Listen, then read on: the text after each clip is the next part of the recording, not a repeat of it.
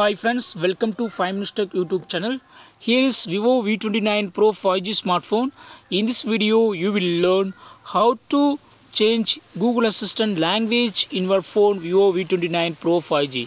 First of all, long press this power button and you will have Google Assistant opened. Okay, here just go to this keypad and here type change language. Okay,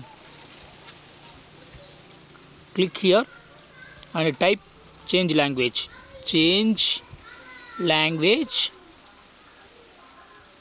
and click enter, and Google Assistant will work. Here click on English and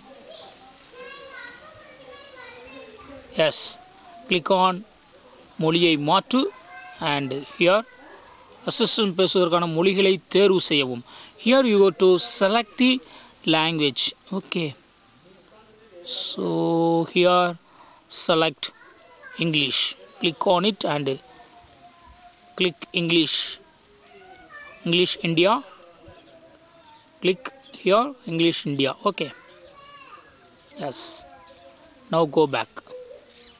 Now long press Google Assistant and here Google Assistant is opened in English. Okay, so in this way you can easily change Google Assistant language in your phone Vivo V29 Pro 5G.